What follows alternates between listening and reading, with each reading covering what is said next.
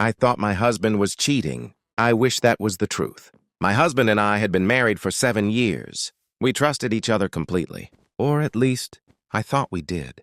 About 2 months ago, he started acting strangely. He never left his phone unattended.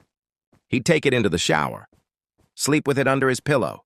If I walked into the room while he was texting, he'd lock the screen immediately. Everything pointed to one thing, an affair. I asked him directly. He laughed and said I was imagining things.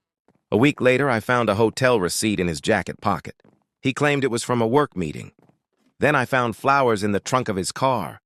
He said they were for a client. Every explanation sounded ridiculous. One Friday, he told me he had to work late. Instead of going home, I followed him. He didn't go to the office. He drove to a small house on the edge of town. He parked. Knocked once. A woman opened the door. She hugged him. I felt like my entire world had collapsed. I sat in my car crying for almost 20 minutes before driving home. When he came back that night, I confronted him. I told him I'd seen everything. Instead of apologizing, he went completely silent. Then he asked, "Did you see anyone else?" I stared at him. "What? Did you see anyone else in the house?" "No." He sat down and buried his face in his hands. Finally, he whispered, "I was hoping you'd never find out." I thought he was admitting the affair. He wasn't. The woman wasn't his girlfriend. She was his biological mother. The mother who abandoned him when he was 4 years old. She'd contacted him 6 months earlier after tracking him down online.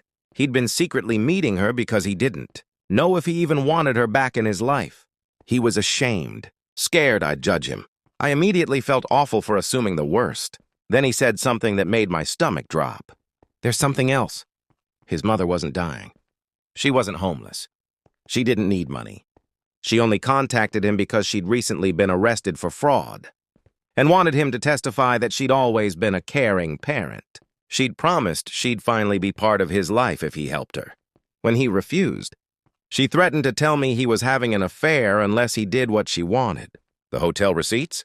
She'd insisted on meeting in public places because she didn't want anyone knowing they were related. The flowers? They were for the grave of the grandmother who'd actually raised him. He wasn't hiding another woman. He was hiding the fact that the woman who abandoned him had come back to manipulate him all over again. That night, we went to the police together. His mother was later charged with witness tampering. I spent weeks feeling guilty for doubting him. Now I realize something. Sometimes the truth is so unbelievable.